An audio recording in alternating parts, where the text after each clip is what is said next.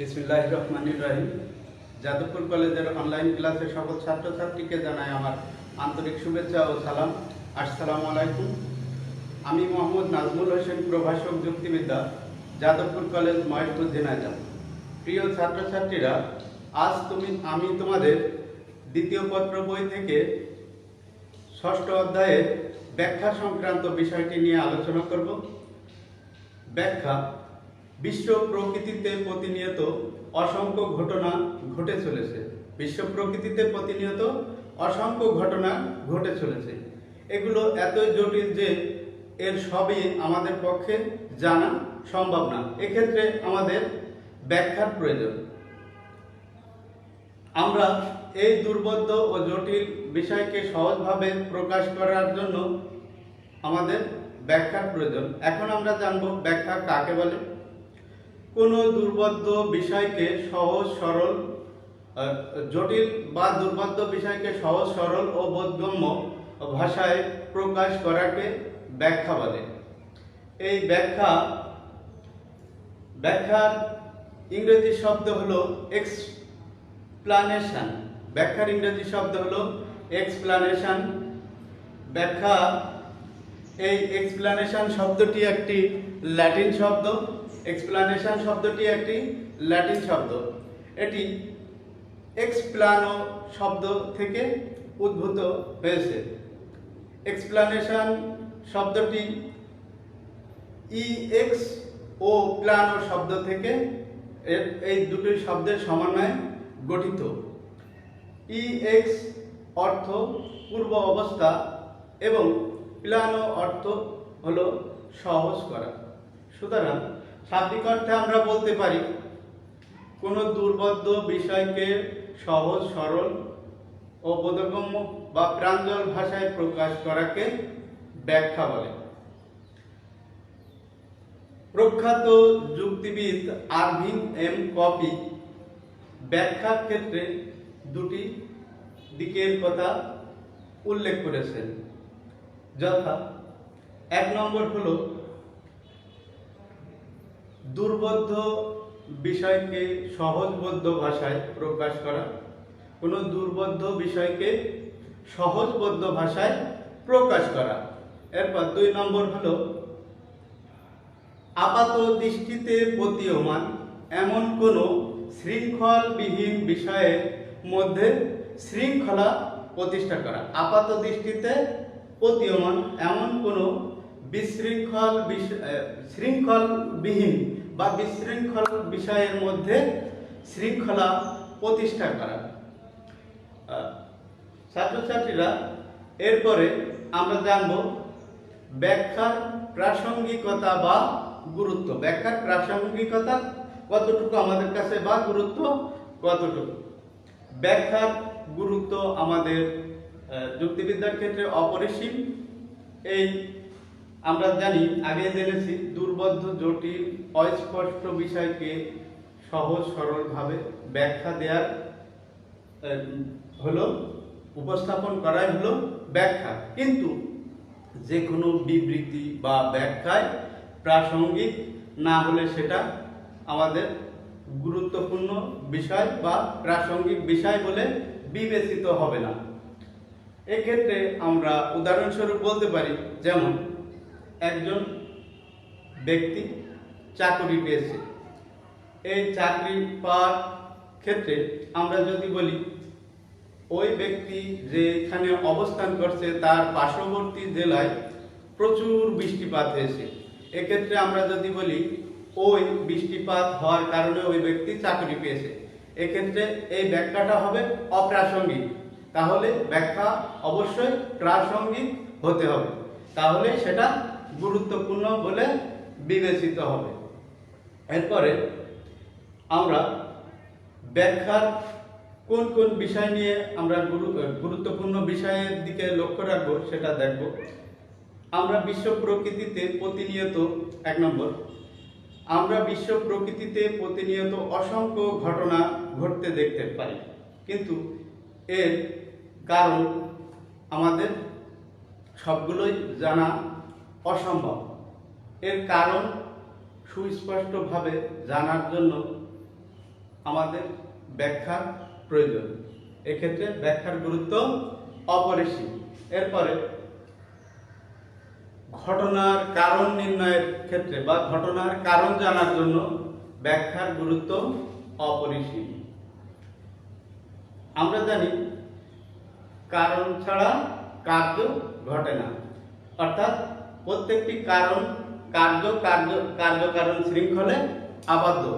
এই কার্যকারণ শৃঙ্খলে আবদ্ধ থাকার কারণে ঘটনার কারণ ব্যাখ্যা করার জন্য, ঘটনার কারণ জানার জন্য ব্যাখ্যা করা প্রয়োজন। এরপরে 3 নম্বর,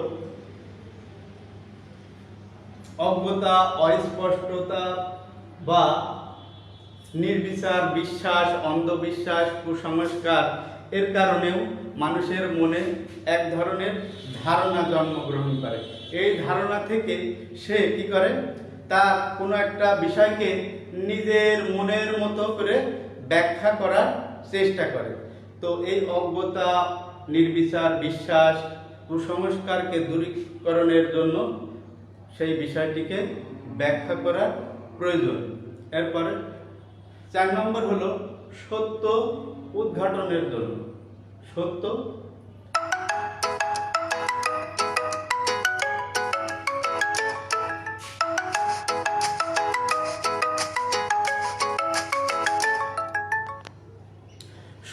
উদ্ঘাটনের জন্য কোনো বিষয়কে দেখা যাচ্ছে সত্য ঘটনা, সেই সত্য ঘটনা আড়াল হয়ে গেছে, সেই আড়ালকৃত ঘটনা দেখা যাচ্ছে মিথ্যাটা সামনে চলে আসছে, সত্যটা আড়াল হয়ে গেছে।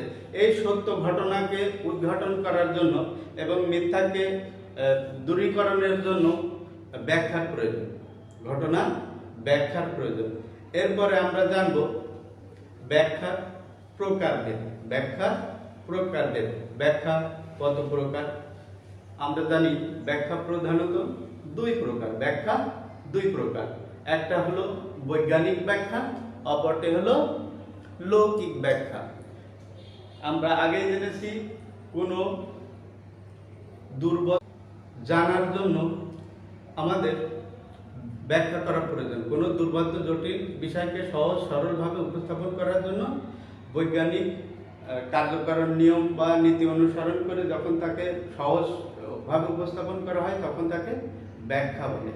এই ব্যাখ্যা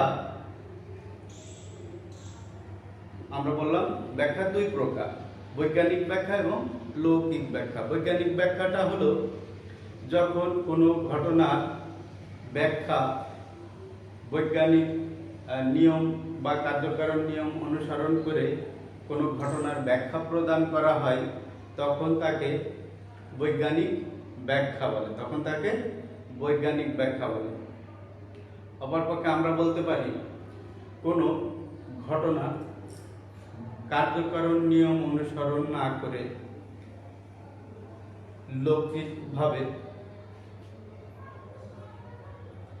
কোনো অন্ধবিশ্বাস বা ব্যক্তি তার নিজের মতো করে প্রচলিত নিয়ম অনুসারে যদি কোনো কিছুর ব্যাখ্যা প্রদান করে তখন তাকে লৌকিক ব্যাখ্যা বলে। এরপরে বৈজ্ঞানিক ব্যাখ্যার আবার 2টি দিকের কথা উল্লেখ করেছেন, একটা হলো সাধারণ ঘটনা আর বিশিষ্ট নিয়ম এবং সাধারণ ঘটনা। তো আমরা প্রথমে জানলাম বিশ্ব প্রকৃতিতে প্রতিনিয়ত অসংখ্য ঘটনা ঘটে চলেছে। এসব ঘটনা আমাদের পক্ষে সবগুলো জানা সম্ভব নয়। এইসব বিষয়গুলো এত কঠিন যে সবগুলো আমাদের জানা সম্ভব নয়। এক্ষেত্রে আমাদের কি করতে হবে? ব্যাখ্যার প্রয়োজন, ওই ঘটনাটার ব্যাখ্যার প্রয়োজন। ব্যাখ্যায় কি হয়, ওই বিষয়টা যখন ব্যাখ্যা প্রদান করা হয় তখন তাকে ওই দুর্বোধ্য জটিল বিষয়কে সহজ সরলভাবে উপস্থাপন করা হয়। এরপরে আমরা বললাম কি, ব্যাখ্যার ইংরেজি শব্দ হলো এক্সপ্লানেশন। ব্যাখ্যার ইংরেজি শব্দ এক্সপ্লানেশন। এটি একটি ল্যাটিন শব্দ। এক্সপ্লানো থেকে এসেছে। এক্সপ্লানো শব্দটি আবার গঠিত ইএক্স ও প্লানো, এই শব্দ দুটির সমন্বয়ে এই এক্সপ্লানো শব্দটি গঠিত। ইএক্স শব্দের অর্থ পূর্ব অবস্থা এবং প্লানো শব্দের অর্থ হলো সহজ করা বা সহজভাবে উপস্থাপন করা। তাহলে শাব্দিক অর্থে আমরা বলতে পারি এক্সপ্লানেশন শব্দের অর্থ হলো কোনো দুর্বোধ্য জটিল বিষয়কে সহজ সরল ও বোধগম্যভাবে বা প্রাঞ্জলভাবে ওই বিষয়টাকে উপস্থাপন করা। তাহলে তাকে আমরা কি বলবো? ব্যাখ্যা বলবো। ব্যাখ্যা আরভিং এম কপি আধুনিক যুক্তিবিদ ব্যাখ্যার দুটি দিকের কথা উল্লেখ করেছেন। একটি হলো কোনো বিষয়কে বা দুর্বোধ্য বিষয়কে সহজভাবে উপস্থাপন করা, আর আপাত দৃষ্টিতে প্রতীয়মান বিশৃঙ্খল কোনো বিষয়ের মধ্যে শৃঙ্খলা প্রতিষ্ঠা করা। এরপরে আমরা আলোচনা করেছি ব্যাখ্যার প্রাসঙ্গিকতা বা গুরুত্ব। যে কোনো দুর্বোধ্য জটিল বিষয়কে যদি আমরা সহজ সরল ভাবে ব্যাখ্যা বা বিবৃতি দিয়ে থাকি বা উপস্থাপন করে থাকি, সবগুলোই প্রাসঙ্গিক নাও হতে পারে, আর প্রাসঙ্গিক না হলে সেটা ব্যাখ্যার অন্তর্গত হবে না। যেমন আমরা কি বললাম, একজন ব্যক্তি চাকরি পেয়েছে, সে দেখা যাচ্ছে চাকরি পেয়ে তার পাশের একটি জেলায় প্রচুর বৃষ্টিপাত হয়েছে। এখন যদি আমরা বলি, ব্যাখ্যা উপস্থাপন করি, ওই ব্যক্তি চাকরি পাওয়ার কারণ হলো ওই ব্যক্তি ওই জেলায় প্রচুর বৃষ্টিপাতের কারণে ওই ব্যক্তি চাকরি পেয়েছে, তাহলে এই ব্যাখ্যাটা হবে অপ্রাসঙ্গিক ব্যাখ্যা। এক্ষেত্রে এটা গ্রহণযোগ্য বলে মনে হবে না। তো এরপরে ব্যাখ্যার গুরুত্বপূর্ণ বিষয় আমরা আলোচনা করেছি। ব্যাখ্যার গুরুত্বটা কি? 1 নম্বর, কোনো দুর্বোধ্য জটিল অস্পষ্ট বিষয়কে জানার জন্য ব্যাখ্যার প্রয়োজন। বিশ্ব প্রকৃতিতে প্রতিনিয়ত অসংখ্য ঘটনা ঘটে চলেছে।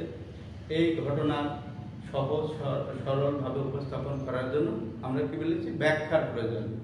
2 নম্বর, কার্যকারণ নিয়ম বা ঘটনার কারণ ব্যাখ্যা করার জন্য ব্যাখ্যার প্রয়োজন। ঘটনার কারণ জানার জন্য ব্যাখ্যার প্রয়োজন। 3 নম্বর, অজ্ঞতা, নির্বিচার বিশ্বাস, তারপর কুসংস্কার, এসবকে দূরীভূত করে প্রকৃত কারণ অনুসন্ধানের জন্য ব্যাখ্যার প্রয়োজন। এরপরে 4 নম্বর বলেছি সত্য উদ্ঘাটনের জন্য। সত্যটা অনেক সময় মিথ্যা বিষয় এসে সত্যটাকে আড়াল করে দিয়ে মিথ্যা বিষয় সম্মুখে থাকে এবং সত্য বিষয়টা গোপনে চলে যায়। এই বিষয়টাকে উদ্ঘাটন করার জন্য আমরা কি করব? ব্যাখ্যা প্রদান করব, বা ব্যাখ্যার গুরুত্ব এক্ষেত্রে অপরিসীম। এরপরে ব্যাখ্যার প্রকার। ব্যাখ্যা প্রধানত 2 প্রকার। একটা হলো লৌকিক ব্যাখ্যা আর বৈজ্ঞানিক ব্যাখ্যা। যখন কার্যকরণ নিয়ম অনুসরণ করে যখন কোনো ঘটনার ব্যাখ্যা প্রদান করা হবে তখন তাকে বৈজ্ঞানিক ব্যাখ্যা বলে, এবং যখন নিয়ম নীতি অনুসরণ না করে প্রচলিত নিয়ম অনুসারে সে তার নিজের ইচ্ছা মতো কোনো কিছুকে প্রতিষ্ঠা করার চেষ্টা করবে তখন তাকে লৌকিক ব্যাখ্যা বলে। তো ছাত্রছাত্রীরা, আজকে আমরা জানলাম ব্যাখ্যা কি, ব্যাখ্যা কাকে বলে, ব্যাখ্যার উৎপত্তি, ব্যাখ্যা কোথা থেকে কিভাবে উৎপত্তি হয়েছে, ব্যাখ্যার প্রকারভেদ, ব্যাখ্যার প্রাসঙ্গিকতা প্রভৃতি বিষয় নিয়ে আমরা আলোচনা করেছি। আমরা পরবর্তী ক্লাসে এই ব্যাখ্যার বিষয়ে আরো কিছু বিষয় নিয়ে আলোচনা করব। তো ছাত্রছাত্রীরা, করোনাকালীন সময়ে তোমরা সবাই বাসায় থাকবে, বিনা প্রয়োজনে কেউ বাসা থেকে বেরোবে না, এবং সকলেই মাস্ক ব্যবহার করবে। মাস্ক ছাড়া কেউ বাইরে বেরোবে না। এই বলে আমি আমার আজকের ক্লাস শেষ করছি। সবাইকে অসংখ্য ধন্যবাদ। পরবর্তী ক্লাসে আবার দেখা হবে।